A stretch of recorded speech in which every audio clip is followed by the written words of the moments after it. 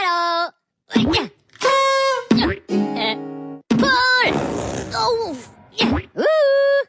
Ya.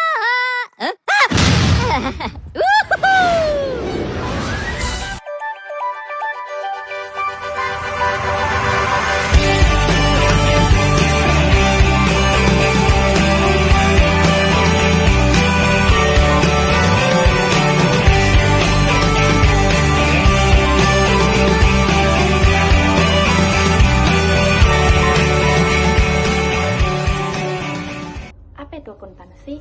Definisi akuntansi menurut American Accounting Association 1966. Akuntansi adalah suatu proses pengidentifikasian, pengukuran, pencatatan dan pelaporan transaksi ekonomi keuangan dari suatu organisasi atau entitas yang dijadikan sebagai informasi dalam rangka mengambil keputusan ekonomi oleh pihak-pihak yang memerlukan. Berdasarkan definisi tersebut, ada beberapa hal penting yang perlu dijelaskan. 1. Akuntansi adalah suatu proses, yaitu proses terkait dengan menggambarkan kejadian bisnis, mencatat pengaruh keuangan, meringkas dan melaporkan hasil dari pengaruh tersebut, dan menginterpretasikan hasil tersebut. Yang kedua yaitu akuntansi sebagai sistem informasi, bertujuan untuk menyediakan laporan yang berguna untuk para pengguna tentang aktivitas ekonomi dan kondisi organisasi. Meskipun informasi yang lebih dominan adalah informasi keuangan, akuntansi juga mempertimbangkan informasi non-keuangan. 3. Akuntansi sebagai alat pengambil keputusan ekonomi. Akuntansi harus mampu menyediakan informasi akuntansi untuk mengambil keputusan yang bermanfaat dan memberikan gambaran yang luas atas informasi tersebut. Yang keempat, akuntansi sebagai bahasa bisnis. Akuntansi adalah alat untuk mengkomunikasikan semua informasi keuangan yang bermanfaat kepada para penggunanya. Kelima yaitu akuntansi terkait dengan entitas atau organisasi. Akuntansi selalu terkait dan dipengaruhi oleh ruang lingkup dan karakteristik organisasi yang menerapkannya. Artinya, semua transaksi yang diakuntansikan adalah yang berkait dengan organisasi yang dilaporkan. Entitas yaitu suatu organisasi, contoh suatu organisasi, perusahaan dan pemerintah dan lain-lain. Akuntansi yang berhubungan dengan organisasi perusahaan disebut dengan akuntansi bisnis atau komersial. Akuntansi yang berhubungan dengan organisasi pemerintah disebut dengan akuntansi pemerintah. Pengertian akuntansi pemerintah. Akuntansi pemerintah adalah proses pencatatan, penggolongan, pengiktisaran, pelaporan, dan pengendalian atas seluruh transaksi keuangan yang dilakukan oleh pemerintah, baik pusat maupun daerah, dengan tujuan memastikan bahwa pengelolaan uang publik berlangsung transparan, akuntabel, dan sesuai peraturan perundang-undangan. Jenis entitas dalam akuntansi pemerintah. Berdasarkan definisi yang sudah dijelaskan, akuntansi pemerintah memiliki dua entitas, yaitu pemerintah pusat dan pemerintah daerah. Pemerintah pusat adalah organisasi pemerintah yang menjalankan urusan pemerintahan yang menjadi kewenangan nasional, antara lain kementerian, lembaga non-kementerian, dan unit pelaksana teknis pusat. Pemerintah daerah adalah penyelenggara urusan pemerintah oleh provinsi dan kabupaten atau kota berdasarkan provinsi, otonomi daerah, dan tugas pembantuan. Berdasarkan pengguna informasinya, akuntansi pemerintahan daerah dibagi menjadi dua, yaitu akuntansi keuangan pemerintahan daerah dan akuntansi manajerial pemerintahan daerah. Akuntansi keuangan pemerintahan daerah ditujukan untuk menyediakan informasi akuntansi bagi pihak eksternal pemerintah daerah, seringkali disebut dengan akuntansi keuangan daerah. Yang kedua, akuntansi manajerial pemerintahan daerah ditujukan untuk menyediakan informasi akuntansi baik pihak internal manajemen atau pemerintahan daerah. Dasar hukum sistem akuntansi pemerintahan. 1. Undang-Undang Nomor 17 Tahun 2003 tentang Keuangan Negara. Yang kedua, Undang-Undang Nomor 1 Tahun 2004 tentang Pembendaharaan Negara. Yang ketiga, Undang-Undang Nomor 15 Tahun 2004 tentang Pemeriksaan Pengelolaan dan Tanggung Jawab Keuangan Negara. Yang keempat, Undang-Undang Nomor 23 Tahun 2014 tentang Pemerintahan Daerah. Yang kelima, PP Nomor 30 Tahun 2011 tentang Pinjaman Daerah. Yang keenam, PP Nomor 65 Tahun 2010 Sistem Informasi Keuangan Daerah. Yang ketujuh, PP Nomor 2 Tahun 2012 tentang Hibah Daerah. Yang kedelapan, PP Nomor 58 Tahun 2005 tentang Pengelolaan Keuangan Daerah. Yang kesembilan, PP Nomor 71 Tahun 2010 tentang Standar Akuntansi Pemerintah. Yang ke-10, Peraturan Menteri Dalam Negeri Nomor 13 Tahun 2006 tentang Pedoman Pengelolaan Keuangan Daerah. Yang ke-11, Peraturan Menteri Dalam Negeri Nomor 64 Tahun 2013 tentang penerapan akuntansi berbasis akrual. Yang ke-12, Peraturan Menteri Keuangan Nomor 238 Tahun 2011 tentang Pedoman Umum Sistem Akuntansi Pemerintah. Karakteristik pemerintahan daerah. 1. Lingkungan akuntansi keuangan pemerintahan daerah. Lingkungan akuntansi keuangan pemerintahan daerah terkait dengan para pengguna eksternal laporan keuangan pemerintahan daerah. Pengguna eksternal pemerintahan daerah adalah pihak-pihak yang memiliki kepentingan langsung maupun tidak langsung atas pemerintahan daerah. Akuntansi di pemerintahan daerah tidak berdiri sendiri. Ada banyak pihak yang membutuhkan dan memengaruhi informasi keuangan daerah. Berikut adalah penjelasan setiap komponen. Yang pertama adalah DPRD atau Dewan Perwakilan Rakyat Daerah. DPRD membutuhkan laporan keuangan untuk mengawasi jalannya pemerintahan daerah. Mereka mengevaluasi apakah penggunaan anggaran sudah sesuai dan apakah kebijakan berjalan dengan efektif. Yang kedua, BPK atau Badan Pemeriksa Keuangan. BPK melakukan audit laporan keuangan Pemda setiap tahun. Mereka menilai apakah laporan keuangan wajar, penggunaan dana sesuai aturan, dan apakah ada penyimpangan atau tidak. Yang ketiga, investor, kreditur, dan donatur. Investor atau kreditur melihat laporan keuangan daerah untuk menemukan kelayakan peminjaman dan menilai kemampuan daerah membayar utang. Yang keempat, analisis ekonomi dan pemerhati keuangan daerah. Mereka mempelajari data keuangan daerah untuk menilai kondisi ekonomi daerah, memberi rekomendasi kebijakan, dan memprediksi perkembangan ekonomi di masa depan.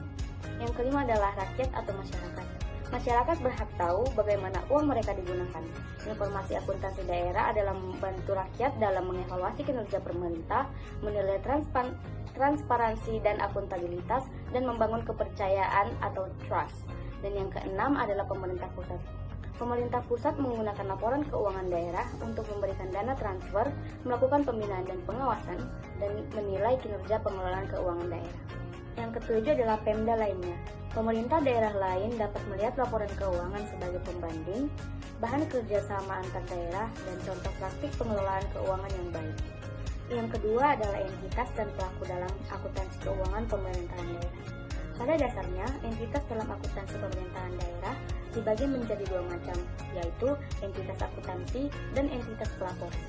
Yang pertama adalah entitas akuntansi, di mana entitas akuntansi adalah unit pada pemerintah yang mengelola anggaran, kekayaan, dan kewajiban yang menyelenggarakan akuntansi dan menyajikan laporan keuangan atas dasar akuntansi yang diselenggarakan.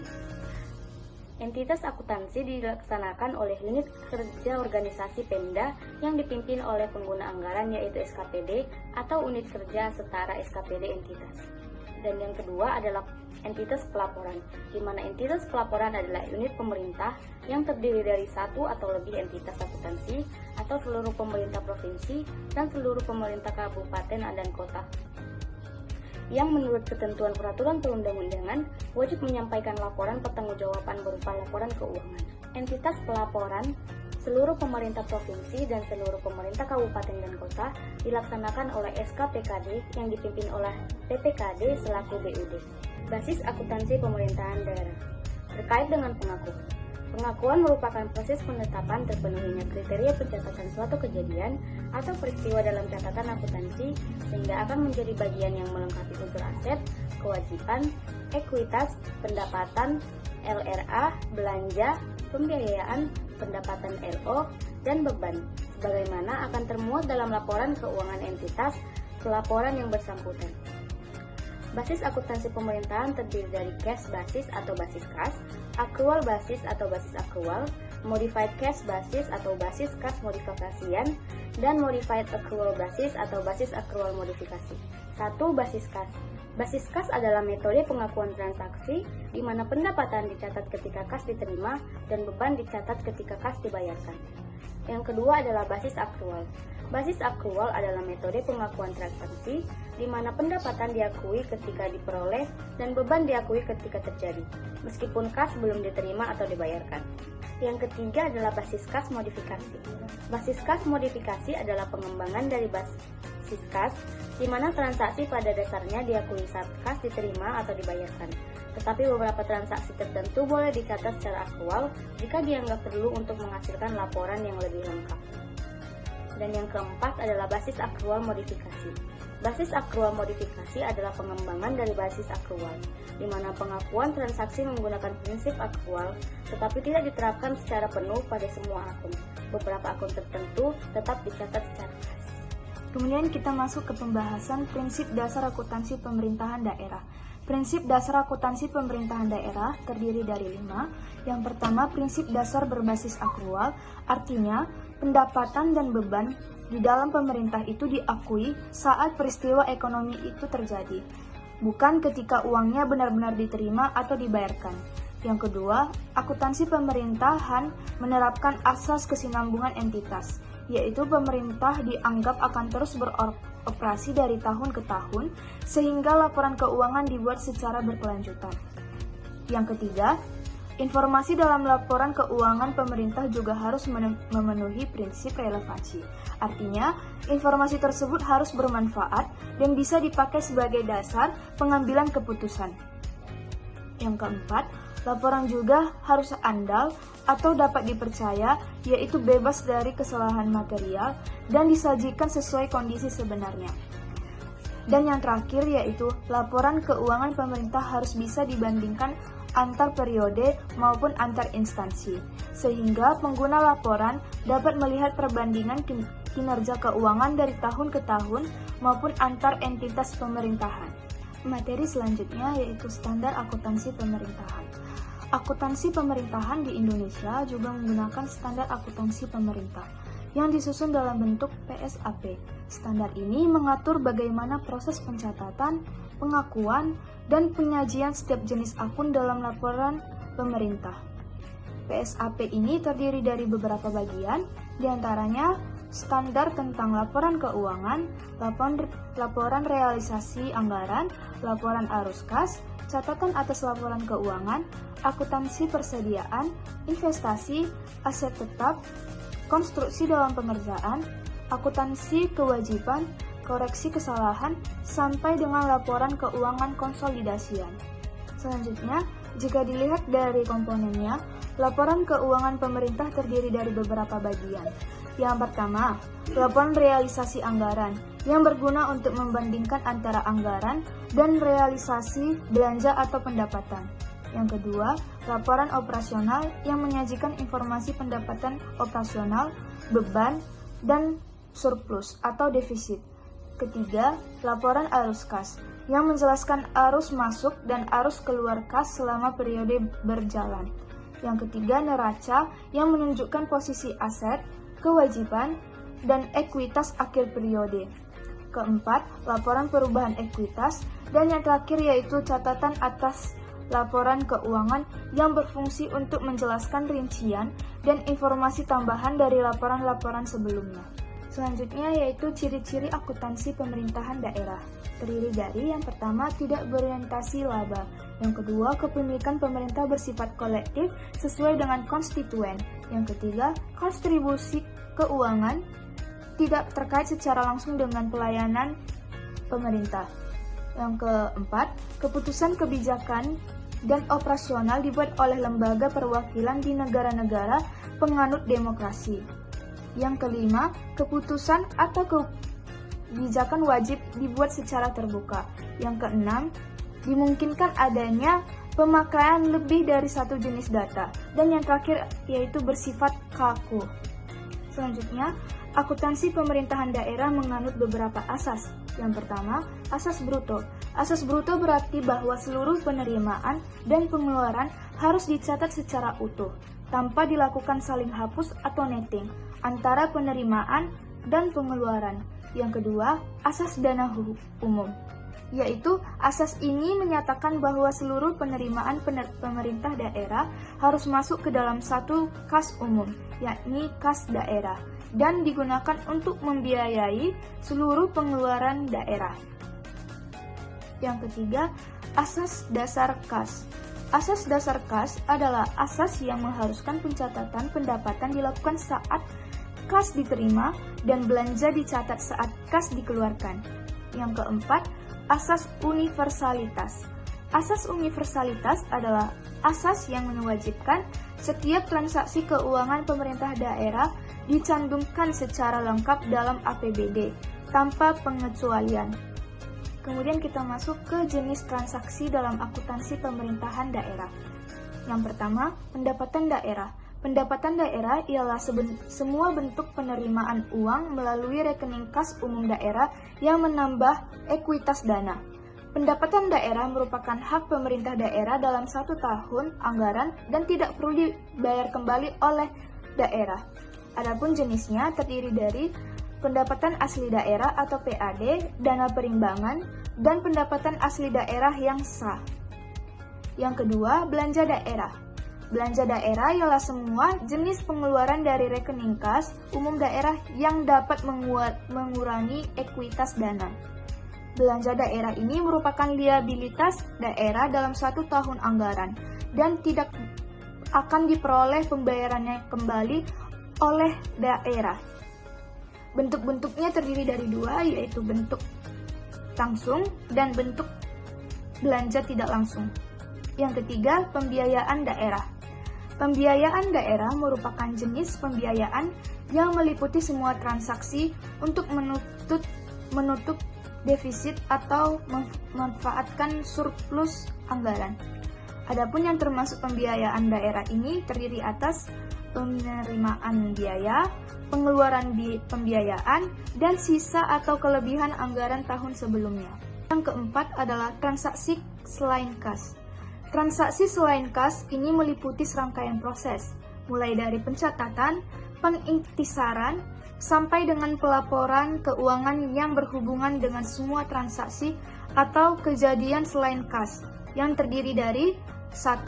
Koreksi kesalahan dan penyesuaian. Yang kedua, pengakuan aset tetap. Yang ketiga, utang jangka panjang. Yang keempat, depresiasi. Yang kelima, transaksi yang bersifat akrual dan prepayment. Dan yang terakhir, hibah selain kas. Nah, sekarang kita akan masuk ke pembukuan tunggal dan berpasangan dalam akuntansi pemerintahan. Yang pertama ada single entry. Single entry yaitu tata buku tunggal. Dalam sistem ini, pencatatan transaksi ekonomi dilakukan dengan mencatatnya 1 kali, yang berakibat bertambahnya kas akan dicatat pada sisi penerimaan, dan transaksi yang berakibat berkurangnya kas akan dicatat pada sisi pengeluaran. Kelebihannya sederhana dan mudah dipahami, sedangkan kelemahannya yang pertama, kurang bagus untuk pelaporan atau kurang memudahkan penyusunan laporan. Yang kedua, sulit untuk menemukan kesalahan pembukuan yang terjadi. Dan dalam akuntansi, terdapat sistem pencatatan yang lebih baik dan dapat mengatasi kelemahan di atas, yaitu sistem double entry. Sebelum ke situ, mari kita lihat contoh sistem pencatatan single entry.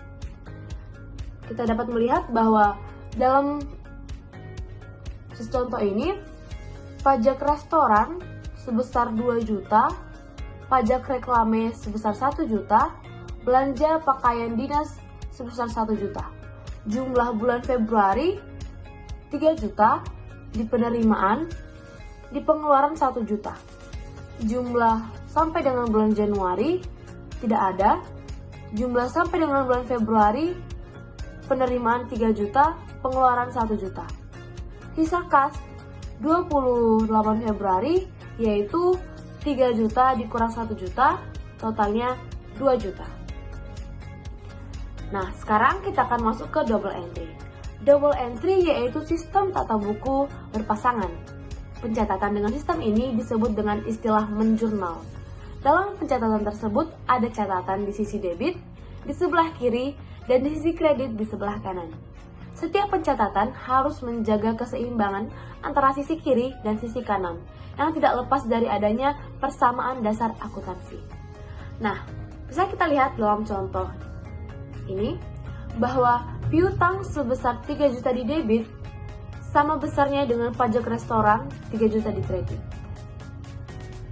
Seperti tadi yang sudah dikatakan, bahwa setiap pencatatan harus menjaga keseimbangan antara sisi kiri dan sisi kanan.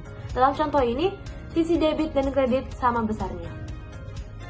Nah, sekarang kita akan masuk ke triple entry, di mana double entry ditambah dengan single entry. Pencatatan akuntansi finansial menggunakan double entry, sedangkan pencatatan akuntansi pelaksanaan anggaran menggunakan single entry. SAP berbasis akrual, double entry ditujukan untuk menyusun neraca, laporan operasional, laporan perubahan ekuitas, dan laporan arus kas atau pelaporan finansial. Sedangkan single entry ditujukan untuk menyusun LRA dan laporan perubahan SAL atau SAL, pelaporan pelaksanaan anggaran. Nah, sekarang kita masuk ke proses pelaksanaan akuntansi keuangan pemerintahan daerah. Bisa kita lihat pada diagram yang telah kami sajikan, terdapat beberapa tahapan. Tahapan yang pertama yaitu tahap identifikasi dan pengukuran data. Data transaksi keuangan yang relevan, data yang telah diidentifikasi, kemudian diukur dengan satuan moneter rupiah. Selanjutnya, tahap yang kedua, tahap proses dan pelaporan data, mencakup pencatatan, penggolongan, pengiktisaran. Pencatatan mengumpulkan data secara kronologis, penggolongan, transaksi-transaksi digolongkan dalam kelompok atau kategori yang berhubungan agar penyajian dapat diringkaskan. Sedangkan pengiktisaran, penyajian informasi yang telah digolong-golongkan ke dalam bentuk laporan seperti yang diinginkan oleh pemakai. Tahapan yang ketiga, tahap laporan akuntansi. Laporan yang dihasilkan banyak ragamnya tergantung pada pihak yang akan menggunakan laporan tersebut. Salah satunya yaitu adalah laporan keuangan. Selanjutnya kita akan masuk ke tahap keempat, yaitu tahap analisis dan interpretasi. Analisis LK yaitu menghubungkan angka-angka yang terdapat dalam laporan keuangan, baik antara angka dalam laporan keuangan maupun dengan angka atau nilai tertentu lainnya di luar laporan keuangan, sehingga dapat menghasilkan nilai tertentu berbentuk rasio, persentasi, maupun indeks. Interpretasi LK yaitu menghubungkan angka-angka yang terdapat dalam laporan keuangan, termasuk hasil analisisnya dengan kekuatan ekonomi yang akan diambil. Selanjutnya, saya akan menjelaskan bagian siklus akuntansi pemerintahan daerah yang telah kami tampilkan. Yang pertama, ada buku transaksi. Tahap awal melibatkan pencatatan setiap transaksi keuangan yang terjadi berdasarkan bukti atau dokumen sumber yang sah. Yang kedua, jurnal. Transaksi yang telah dicatat kemudian diolah dan dipindahkan ke dalam jurnal yang merupakan catatan kronologis dari sebuah transaksi. Yang ketiga, buku besar. Selanjutnya, data dari jurnal diringkas dan dikelompokkan berdasarkan jenis akun ke dalam buku besar atau setelah proses posting. Proses ini juga melibatkan buku pembantu dan pengumpulan data pendukung laporan keuangan seperti data transaksi dan aset. Yang keempat, neraca saldo. Setelah memposting ke buku besar, saldo akhir setiap akun dikumpulkan dan disusun menjadi neraca saldo sebelum penyajian untuk memastikan kesamaan jumlah total debit dan kredit. Yang kelima, ada jurnal penyesuaian. Pada akhir periode, dibuat jurnal penyesuaian untuk mencatat transaksi yang belum dicatat atau mengakui pendapatan dan beban pada periode yang tepat atau akrual. Yang keenam, ada neraca saldo setelah penyesuaian dan laporan keuangan. Jurnal penyesuaian kemudian diposting dan disusunlah neraca saldo setelah penyesuaian. Dari sini, laporan keuangan disiapkan yang terdiri dari laporan realisasi anggaran atau LRA, laporan perubahan SAL atau laporan perubahan saldo anggaran lebih, neraca, laporan arus kas atau LAK, laporan operasional atau LO, laporan perubahan ekuitas atau LPE. Yang ketujuh, ada jurnal penutup. Setelah laporan keuangan selesai, dibuat jurnal penutup untuk menutup akun-akun temporer seperti pendapatan dan beban ke akun permanen. Dan yang terakhir, yang ke-8, neraca saldo setelah penutup. Tahap akhir adalah penyusunan neraca saldo setelah penutup untuk memastikan kesamaan jumlah debit dan kredit akun permanen, dan saldo inilah yang akan menjadi saldo awal pada periode akuntansi berikutnya. Luka! Bueno! Pinju! Bueno! Pinju! Bueno!